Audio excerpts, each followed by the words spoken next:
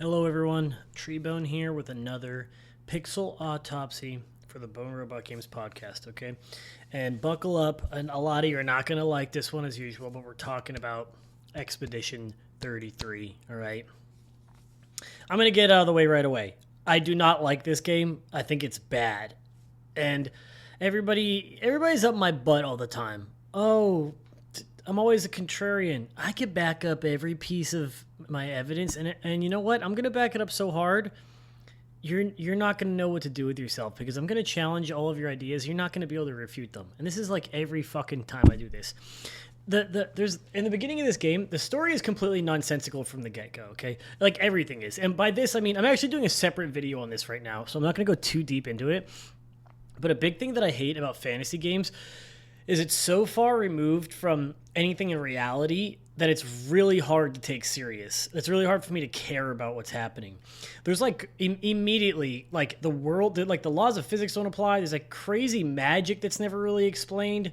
Lune can like float the whole time. Like she's always floating above the ground and never wearing shoes. And they never once address this. They don't say why she can float. Like never narratively. And like all that just takes you out of it, right? There's a bunch of things like that. Their weapons materialize out of thin air. Like when they want them to come out all the time, they like shake their hand and it like pops out. And there's like a dramatic like flare, like trail behind their weapon all the time. It's all really dramatic and strange. You find out later it's because, okay, huge spoilers. I'm going into the story like right away. So if you have to know the story or else you're gonna get spoiled. You have to know everything about this game, okay? It's because it's inside the world of a painting, right? But it's like it's just really lazy. It's like, oh yeah, it's magical, and then, but like I'm telling you, there's no basis in reality. It's not on Earth.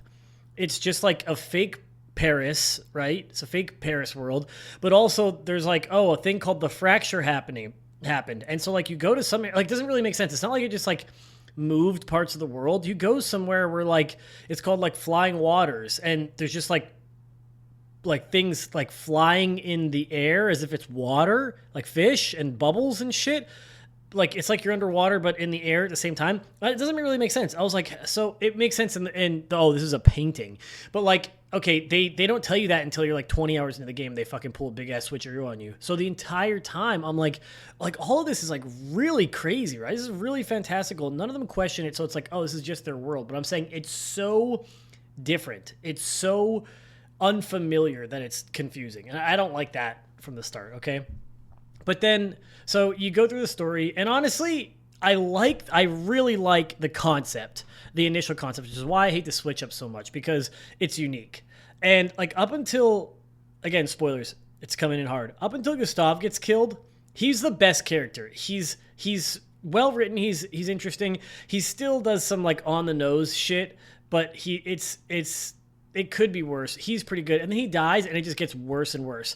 They do from the movie Beer Fest, they do the fucking switcheroo. I'm not even joking. A guy comes in, like, Gustav dies, a guy comes in, just immediately joins your party and takes his place. But not only that, in the scene where Gustav dies, it's with, like, Verso shows up for the first time in the game, and Renoir had, like, killed Gustav. And Gustav and Renoir look so similar. Like their character models look so similar. I thought they were like going to do a time travel thing. Like, oh, they're all the same person. Or like, this is me from the future. Like, it was bothering me for hours. I was like, why did they look so much alike? Like, why are they so similar looking? But the worst part about it is like Verso comes in. You're supposed to care about him. But like, why would you? Like, he's like the main character all of a sudden because Gustav was. You're like playing as Verso when you're at camp and like talking to people. And I'm like, this sucks. I liked Gustav a lot, and they literally just like put someone in his place. And he just shows up, and again, he's really strong. Like when you fight like Renoir, the guy killed everyone in one hit. There's this massive narrative dissonance constantly through the game where they like want something to be cool. It's like, I say this with, it's like the comic book effect. Comic books do this all the time where like they want to have that page, if you read comics, where you get to like the double page, the full spread, you open it and it's like, you know, the Thanos snap or like a Spider-Man saying a cool line or like the climax, and it's like on the full massive full art 2-page spread, right? And then like that's like the idea a comic book writer has in mind, and they don't know how to get there, and a lot of the times it like sucks to get there, and then that moment's cool, It's like cool on paper, out of context even, but then like everything else sucks. And this is sort of like that comic book effect where like they want this cool cutscene, but then they don't really write it well enough. So like the first time you ever see Verso is in this cutscene. He saves Mael from Renoir, and he like blocks Renoir's sword strike. And Renoir has been the main antagonist this whole time. Like when you first land at the beach on the expedition, he kills literally everyone. He's this giant menace. He like shows up again, I think at some point, and he's like super deadly, right? And we show, and there's a scene where like they even talk about it, like Gustave and Mael. He's like, if you see him run, he's too strong for us. He shows up, he kills Gustave instantly, one-shots him with a beam of light through his fucking heart, and Gustave's like, run. We can't fight him, he's too strong. He says it again, and then Verso blocks his attack to save Mael, and they're like talking, and Verso's like, and Renoir's like, oh, you took her side? And he's like, yeah, which also doesn't really make sense, but who cares, right? So then you get Verso on your team, and he's just a guy. He has no anything, right? So there's this, I don't understand why people let shit like this slide. Renoir is the big bad. You literally don't fight him and defeat him in battle until right before he's the penultimate boss. And he's like, and Verso blocks his sword strike, and they like make it out like they're the same level of strength, right? He's like a badass, but then he's not strong. He's like in the cutscenes, he's super strong, but then he's just in your party. He's just a regular ass guy when he should be able to destroy everything. And also, the entire time you're going up to like fight the Axons, you're going to do this, you're going to do that, and the entire time he's like so negative. He's like, "Oh yeah, we can't defeat that. I've tried." And then you kill him, and he's like, "Oh, you all are pretty tough." And it's like constantly, it just keeps happening. I was like, "This is insane." Like he's supposed to be as strong as Renoir, the literal penultimate boss who you can't beat the entire game, and you never really beat. And he blocks his attack. He's just as strong as him, and he's just on your team, but he's just a weak bitch. Like, why do this? Like, it's just poor writing. And then, like, I honestly hate Esky so much, Esquier or whatever. I hate everything about him. There's no reason, like, to have to put stuff like this in the game. Yeah, he's really goofy and fanciful, and you find out the reason why is, like, because he's part of this painted world. He's, like, Verso, the real-life Verso wrote him. He's, like, his doll or something in real life, or it was after his dog or something like that. So at one point, though, like, again, they do this narrative dissonance between what you're watching and what's actually happening in a game that, like, makes me question it. Is like, it takes a lot of the stakes away. At one point, he's flying around, and he's like, oh, I can't carry you on water until you get me the stone, the magic stone that helps me swim. And you like do a whole entire side quest for this. And you're, like, going somewhere. He's like, I'll meet you outside. He's following you. And then, like, a giant Nevron shows up outside, like a huge one, and he, like, kamikaze crashes through it and destroys it. And the party very clearly comments on it and goes, wow, he's insanely strong. And then someone is just like, yeah, or like, I think it's Verso's like, yeah, he's lazy and doesn't like to fight. But they just hand wave the fact that, like, a boss that, like, is very hard for you at this point in the game, he just kills instantly with his body. Why introduce this at all? I don't understand it. There's like a dozen of these, like, mini Deus Ex Machinas along the way as the story is unfolding. Like, it just continues to happen. But I don't get it. It's so boring. Like, why introduce a guy who can kill the monster in one hit by flying through it with his body like fucking Captain Marvel when you're struggling with it? And then they're like, the reason why is like he just doesn't care. Like, offhanded. It's like, that's just so poor writing. Just all you have to do is not have him kill that guy. Just have him be like afraid of him, or not even have that scene happen. Doesn't make any sense. They chose to add this. They animated a scene where he crashes through this fucking beast. I don't get it. So, like, nothing really crazy happens in the rest of the story. And then you get to the monolith, and by the time I got there, I was ready to be done. I do praise the dungeon design, and I'm going to talk about it more later, but I do think they were so big that, again, I was ready for this game to be done when I got to the monolith, okay? I was, like, fighting and having a good time up until then, like, as far as I was still enjoying the game enough that I was, like, not completely sick of it yet until I got to the monolith. And then I ran past every enemy, which is, like, sad because the monolith is, like, a recreation of all the areas you've been through so far. It's, like, has a snowy area and, like, a whatever area. Like, there's even a Lumiere area or whatever. That doesn't really make sense narratively anyway. But the thing that pissed me off so bad about, like, all the Deus Ex Machina like you don't know any of this leading up to. You don't know why any of this is also like going to be in a painted world. So it just all seems extremely confusing to you. It's like, again, why would you ever think like I like the entire time there is this intrigue where I'm like what's going on? Like why is this so weird? Like it was pushing me forward as why I beat the game. I was like I can't, like I have to know how this ends. I'm so confused. The paintress's motivations and all of this, and then they just fucking throw that all in the fucking garbage. But so you get to the top of the tower. That's what I was saying, and it's the entire object of the game, and Renoir is stopping you. So you fight him, and you beat him in phase 1 of the fight, and then like a giant wolf or tiger, no, I think it's a lion, a giant magic lion shows up again, not explained, kind of cool looking, I guess. He electrocutes him, makes him stronger. Then you fight him again and beat him, but he's got new abilities with the lion and shit like that. So you beat him, it goes into a cutscene, he's beaten on the ground and bloodied and dying, and this is like something I also took issue with a little bit, where like he was so strong in the beginning of the game that I was thinking like we're gonna need a way to weaken him, or they're gonna talk about like how strong the characters have become along the way from all the fighting they have to do, and like, oh, we've leveled up all of our skills, or like we've become so much stronger. They spend all this time in like you can have custom conversations, one-on-ones with Mael as Verso and shit, and Lune. And Lune is just like asks him questions, and it literally just like this. It was so lazy too. It would fade to black, and it'd be like, and then Lune asks him a bunch more questions. They have a good time, and then it's like relationship goes from 0 to 1. It was like really poorly done. I don't get that part either.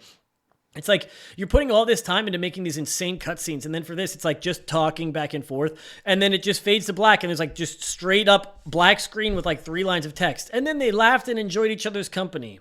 I'm like, this is like so weird. It legit is like a fucking 10th grader wrote it. It's so crazy.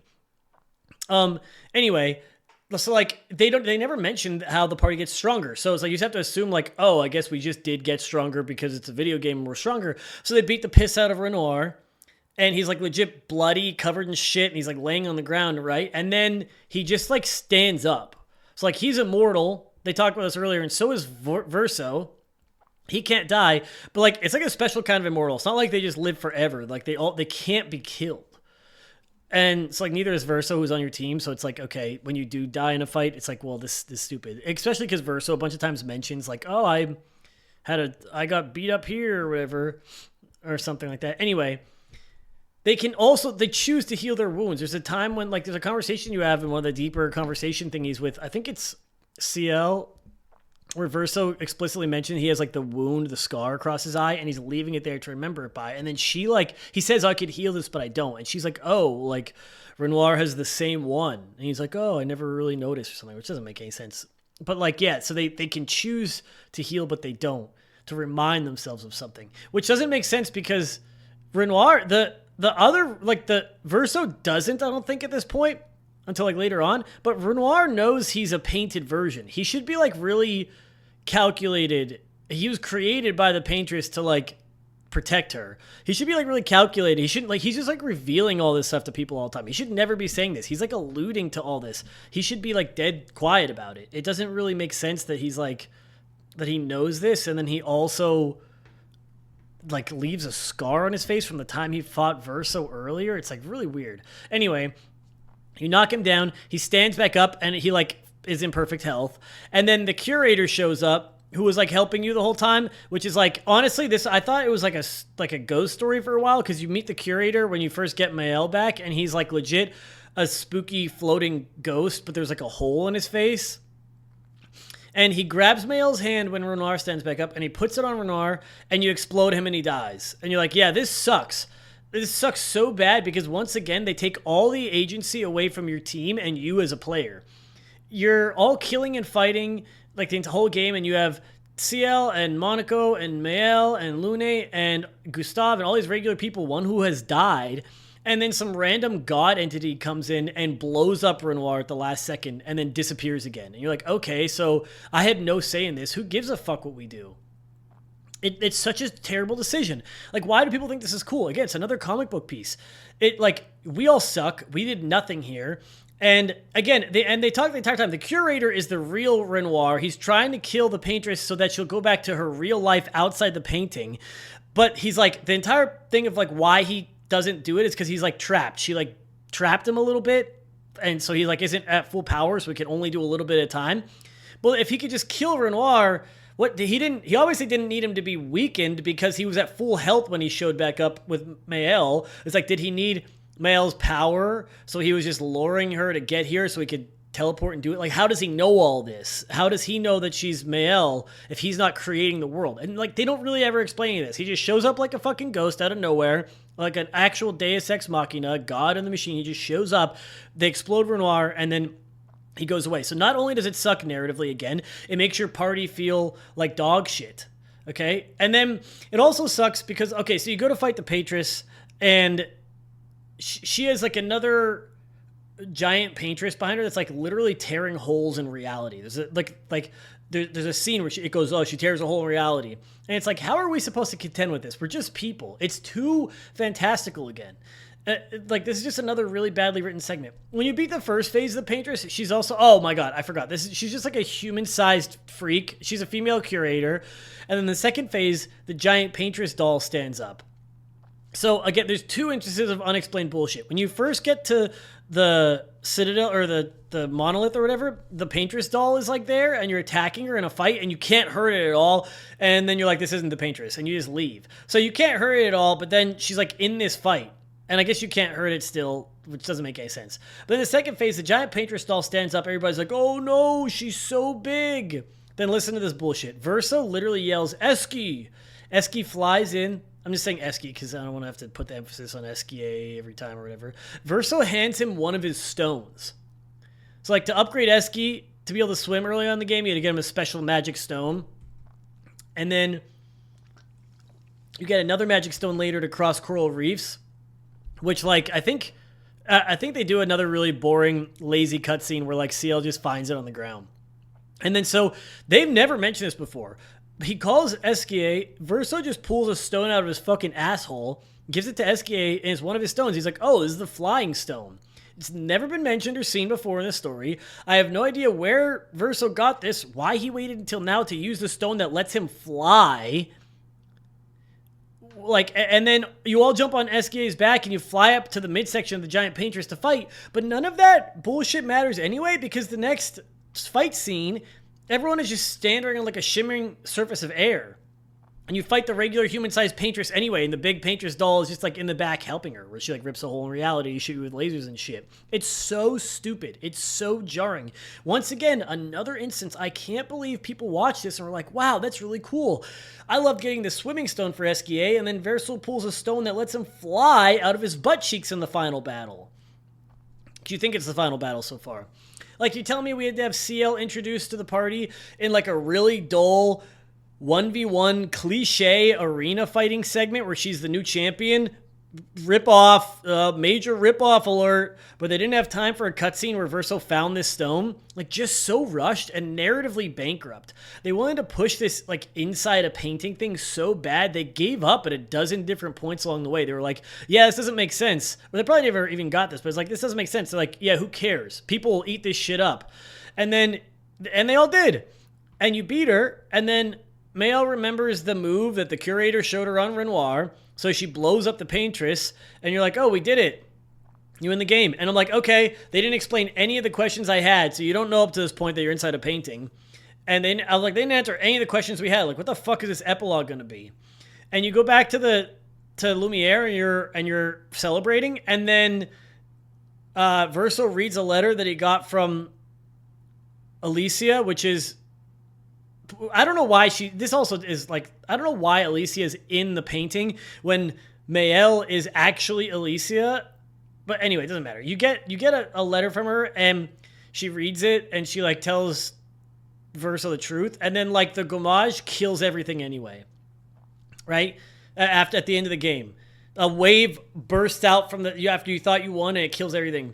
And you find out that they do the most insane bait and switch. Again, I can't believe they get away with it. They do the fucking inside a painting thing.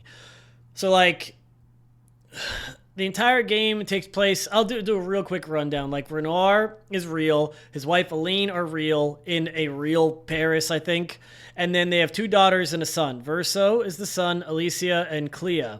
Alicia goes into the painting. Oh, so it goes back in time after this. There's like a cutscene. And Alicia goes into the painting because her mom and dad are fighting. What happened is the real Verso died saving Alicia, who got burned bad and she can't speak and one of her eyes is missing. And her mom, there's like a magic thing in the real world where you can make paintings and go into them. And Verso had like made this painting, so part of his soul is in it.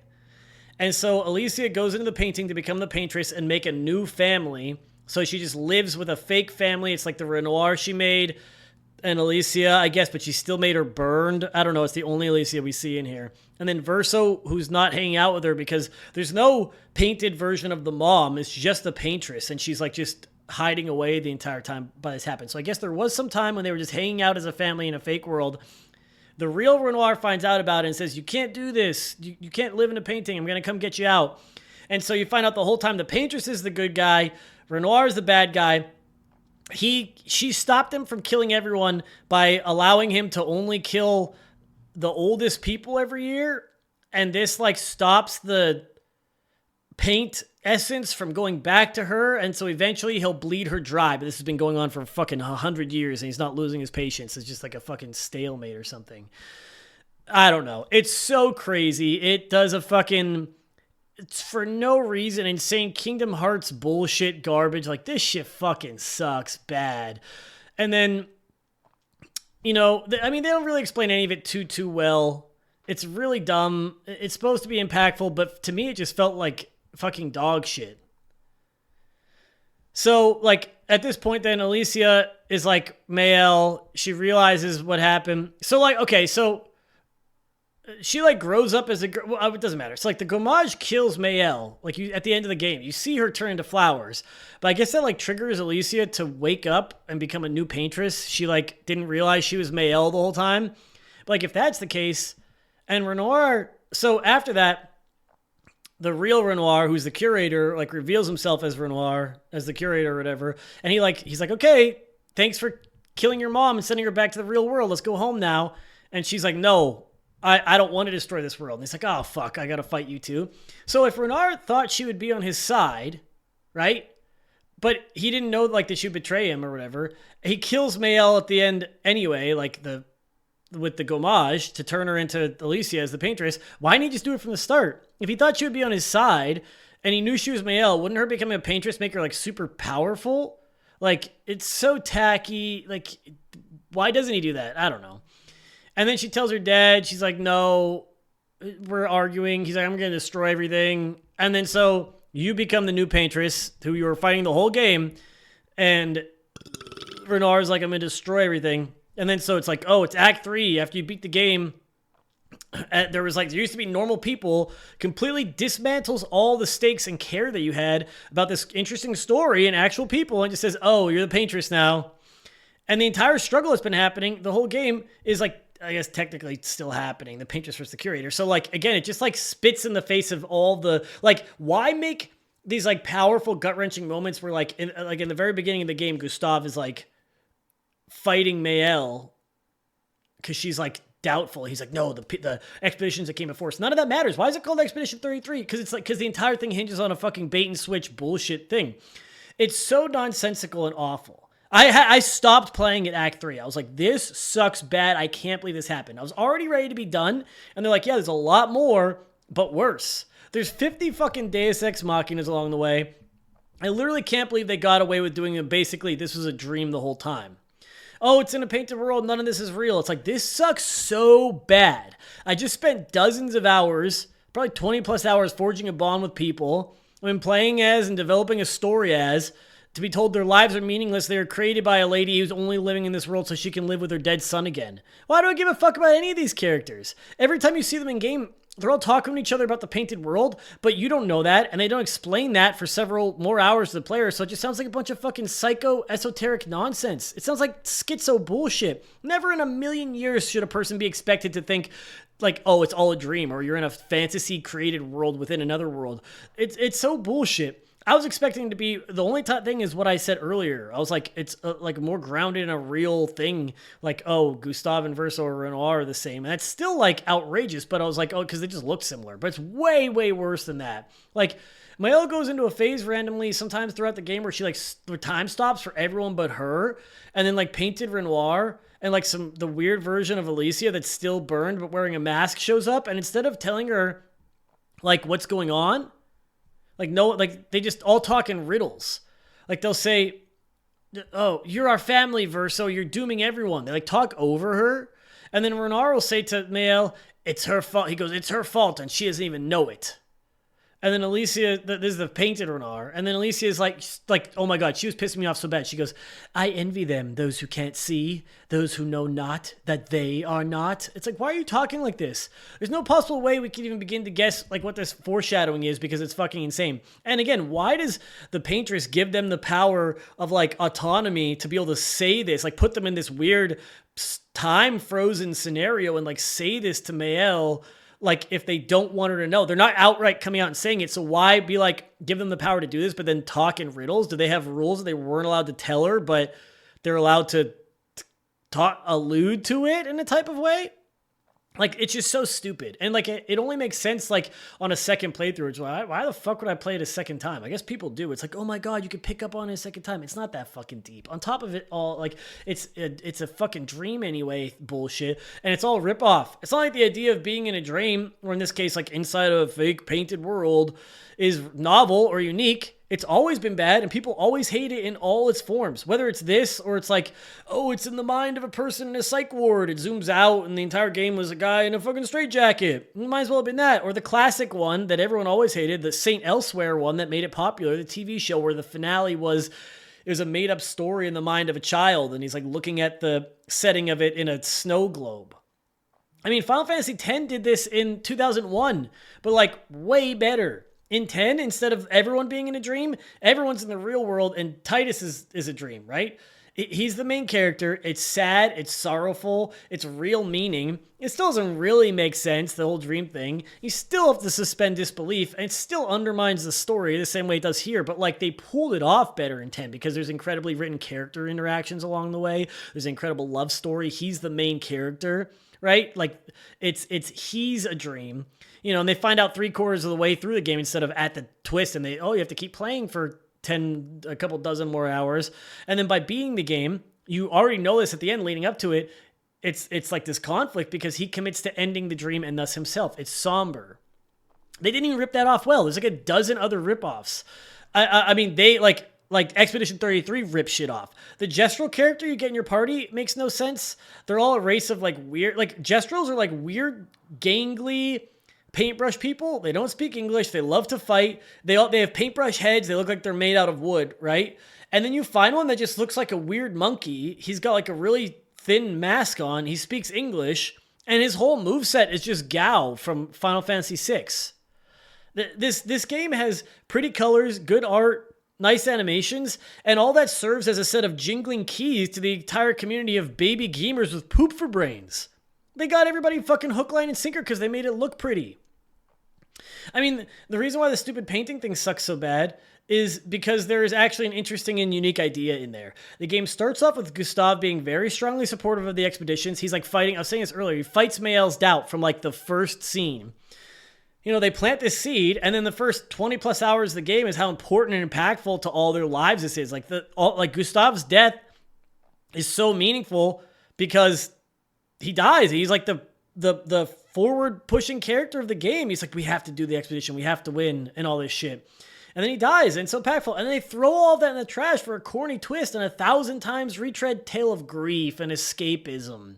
Fucking snooze. Why spend all your time creating a world without rules, completely foreign, filled with whimsy and magic, an actually unique concept, and then dumpstering all of that for a generic tale of a mother's grief about her lost family? It's so bad. I mean, and so that's it for the story, right? The story is trash on 50 different levels. It's juvenile. But the gameplay is actually insanely linear to the point of frustration. And again, the game it's just a series of copycats across the whole thing. The timed hits thing is like a combination of Mario RPG from 1996 and Shadow Hearts from 2001. You know, they've got the parry system and the dodge system. I mean, there's two types of parries. They introduce another second parry, which is really dumb later on. But for like normal battles, none of that matters. It's like none of the enemies don't really do enough to kill you. And if they do, you have a finite amount of healing items which you can spam. I never used heals because why would I waste time healing?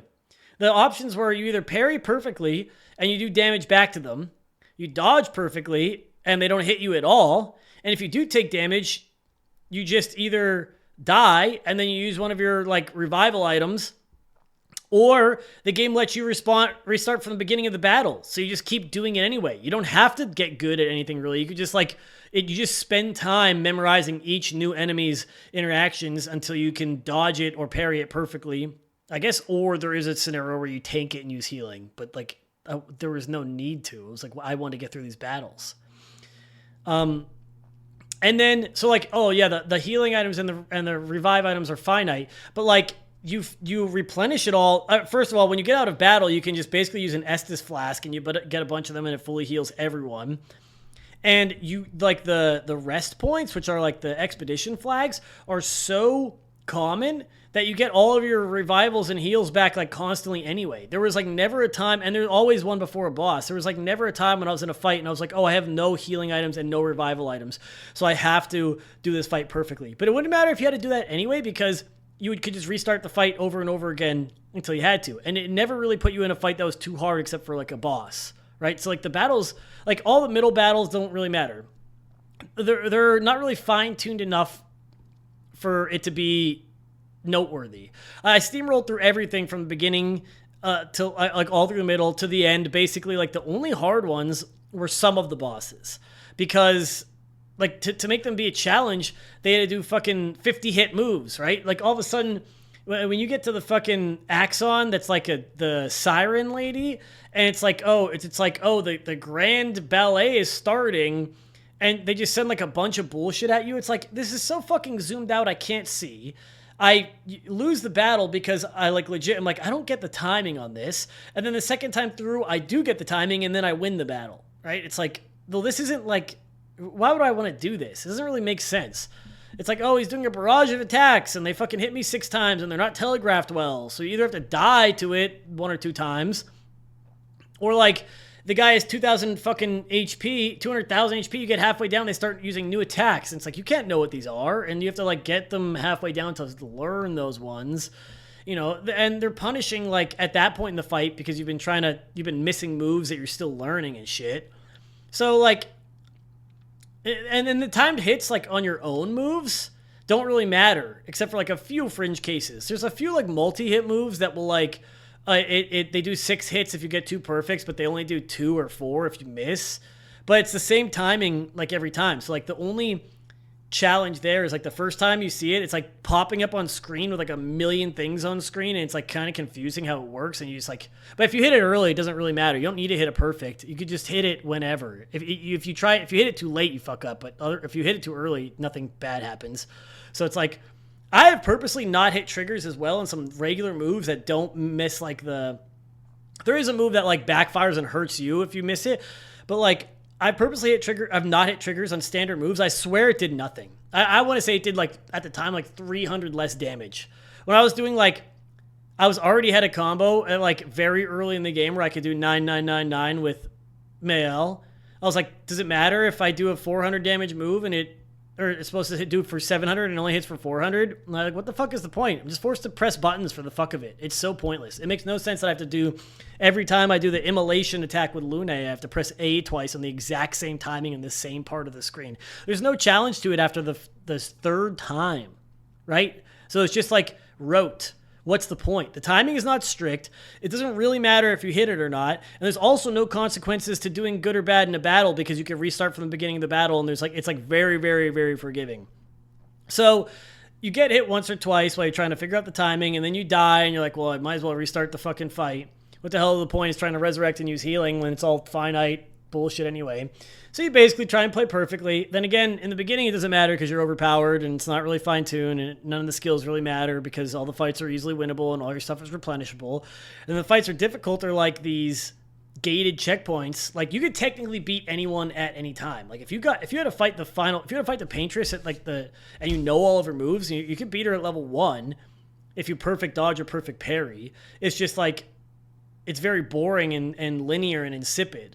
You know, why would I spend 20 minutes on a single fight because I do no damage, I learn all the boss's patterns, I mean, that's if you were there that early. But like, if you're doing enough damage, like you just spend time learning, like losing while you learn their patterns, which is not a fun system. I've said like failing and then having to learn by failing sucks.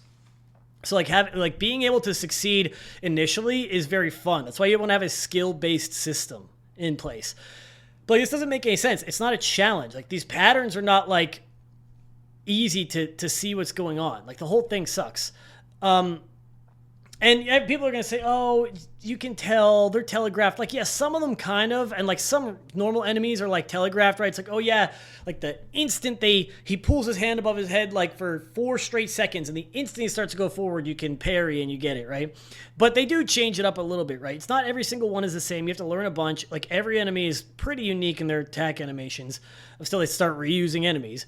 But then, like on a boss, again, like when you get to the Paintress, she's doing like fucking 8+ hit combos and stuff like that. You have no way to know the timing. And like they move like they do it on purpose. They make them move like a fucking snake. So like they're like going around the screen like a dickhead. So like her head's on the left, her body's on the right, and then she's swinging with her right hand left across it. And it's like, do I do this now? Don't I? Is this hitting everyone? Like so I mean, okay, so I haven't seen a single person say this too. We'll get back to that in a moment, but there are extended segments of this game where you just sprint at full speed for like 30 seconds through an empty environment to get somewhere. This is horrible. It makes no sense. They destroyed Final Fantasy 13 for doing this. People called Final Fantasy 13 Hallway Simulator. I mean, I guess if you make the art pretty enough, again, people love the hallways. They had grapple hooks for no reason. And they had like handholds where you have to like jump across them like an Assassin's Creed game. What the fuck is the purpose of this bullshit? I actually know the purpose, but it was a quick-ass grapple hook, and you could full sprint. Why are you forcing me to slowly jump around in stupid handholds? It was because they wanted like to hide secret chests and shit, and it was like easier to disguise a handhold area than a grapple hook point. But they weren't like hard to disguise. Like you figured them all out anyway. Grapple points are not hidden at all because you can spam the button and it'll use it even if you can't see it. Also, your fucking controller shakes violently when you're near one. I can almost respect the decision to make handholds versus grapple hook because I understand, I can see behind the mind of the developers. And I can see that like the dungeon designs, like I said earlier, are one of the only redeeming qualities of the game. Dungeons were like huge and intricate and like confusing in a good way. Like there's no mini map, so I just felt like I was discovering the area and learning it for real. And it mostly rewarded exploration with useful items. The dungeons were pretty sick, and like so I can see like, oh, they wanted to be like, oh, grapple hooks are too easy to see. So we put handholds, we can hide a good item down here around this corner. And honestly, they could have done a better job if they just didn't do that. Like a lot of stuff was hidden kind of well without that. I really liked a lot of the map design. Like that was the best part of it. It kept me going for a lot of shit. Oh, they also do a bunch of crazy things in fights. Like the one when you fight Renoir outside of like the manor for the first time, he has legit abilities that like I go into the fight and it goes, oh, he's trying to vanish you. And I miss the hit because it's like a really weird timing and you just disappear and you're out of the battle forever. I'm like, okay, this is psychotic. I missed it one time, not well telegraphed. You're out of the battle forever. So I just let him kill me. I'm like, yeah, I'm going to start the whole thing over and learn the timing on this move so he can't vanish me. Completely pointless. Like, it's so stupid. The risk reward is non-existent. It's all risk and no reward. The reward is you get to stay in the fight with like a normal fight. Right? And then, so you get fucking pigeonholed in these. It's like I either have to fucking parry everything against this boss that I'm just learning or dodge it perfectly, right? It extends the length of the battle. And it's like, okay, so you get, he makes one of my strong character that I've been using so far disappear. It's like, yeah, I'm just going to restart this. I'm not going to fight this with 2 people. That's fucking stupid. The fact that he opens the fight with it is so insane. Horrible design. Like comically bad design. What the fuck were they thinking? Like, that's a terrible idea. No, that's not fun for anyone. It's like I was using Lune so much as a damage dealer at this point, and then he just kicks her out of the fight. I'm like, well, I obviously have to let him kill me, restart the fight, and learn the timing on this so that I can have her for the entire fight. I'm not going to do it without her. That's not fun. Why would I play it without doing that? Anyway, so it's like, okay, I quit. rebuild it a little for him, come back, learn, whatever. It's tedious. It's not fun. It's not fucking telegraphed. People are gonna say it because this is like what happened with Dark Souls when it got popular, where people do this thing where they die 50 times to a boss, and everybody does this, dude. In all the hard games that came out recently, they go, fuck, man, this is so hard. Fuck this fucking bullshit game. And then they beat it and they feel a sense of accomplishment and they go, actually, this game is good. If you can't beat that boss, you suck, dude. You need to get better. You need to get good. Everyone loves saying that after they already beat it. It's like, yeah, you struggled with it too. Like, now you're just high up on a pedestal because you beat it. And it's like, so dumb. And people, so like, once they beat it, they can say whatever they want. They could have done it on fucking easy. There's no way to tell. They could have tried it 50 million times, but they did beat it. So they go, oh no, it is telegraphed. How come I saw it then? It's fucking not. I'm telling you, these moves are crazy. Especially when it adds the gradient one. It's like, when do I do this? Like, there's not enough gradient moves in the game for me to like learn timings. Plus, they're all different, so you have to learn them per move. So it's like, and again, like this is for everyone in the game, not just for him, but like he does this vanish thing or whatever. Like but he also does this thing where he'll like swing his arms around like a dickhead in front of him and draw a infinity symbol 5 times, then slowly cock back and drop it down on your head. And then sometimes he'll do a 1-2. I'm telling you, like the parry timing, some of these are impossible. If somebody tells me they hit it first try, they're just a flat out liar because it'll be like a 5-hit move, and you'll think it'll be like tap, tap, tap. But it'll be like the first one is slow. It'll be like boom. And then they'll have 2 quick ones back to back, right? It'll be like boom, boom, boom, boom, boom. And it's like there's no way you could have known the quick one is coming. You have to press it immediately after. There's no human being that would just be spamming it because you get penalized for it. If you're spamming it, you can't press it on the right timing. You're most likely going to... There's no way. It's too fast. The animations are so fucking over the top. You can't see what the hell's going on. Dude, like half the time when I was getting hit, I legit was like, I can't see because it would zoom out in weird ways. Like, how am I supposed to know when there's waves of shit on the screen? They're big. Their weapon's big. It's at a weird angle. They cock back weird. Their body is contorted. They fly across the screen. You know, and then they also had the jumping mechanic where they go, oh, this stuff cannot be dodged or parried. Which, again, this whole thing is like copycats of other games and then also not done well. It's like, oh, you have to jump over it. And the timing is weird because it'll show an icon for a jump, but it would be too easy if they just show, because there's no other way to know, to like let you know that this thing is a jump move, right? So it would be too easy if just every time they show the icon, you jumped. So they show the icon to mean a jump move is happening, but then you still have to learn the timing on each unique jump move. So it's like, oh, I pressed it as soon as it came out. Oh, I landed and they fucking hit me anyway. Or sometimes you have to wait to press it. But sometimes if you wait, if you press it as soon as it comes up, you land and you get hit. But sometimes if you wait, it's so fucking stupid, okay? It's poorly built. The entire thing is linear. It felt like dog shit to play. I was like, I got to Act 3. I was like, I can't continue playing this. I was already ready for it to be done. The ending was horrible. I can't believe they said this is all fake. People ate it up. And the gameplay was just not good enough for me to continue beyond that. Like, it wasn't like good enough to be like, oh, well, fuck the story. Because there's like a million cutscenes and they really push the story on you heavy. You know, I really just wanted to see how it ended at that point, and then they pulled a bait and switch. So I was like, what a horrible, disgusting decision. I mean, the story's bad. The maps are well made. The gameplay is bad. Everything's a fucking copycat of something that's been done before, and it's not done particularly well. It's honestly insane. And the only people that like this game, I've seen people like it for the story, where you have if you like this game for the story, you have a 5th grade reading level and you need to have your head checked. And if you like this game for the combat, you're having Dark Souls effect where you're deluding yourself into thinking that you overcoming the challenge means that it's good. Because, right, like not all challenges are equal. It has to be a well-designed challenge for it to be interesting and fun and capable. This is copycat gameplay, bad challenge, bad story, bad juju. And I honestly have been putting all of my time and energy into finding a witch to put a hex on the developers of this game, okay? Thank you and good night wherever you are.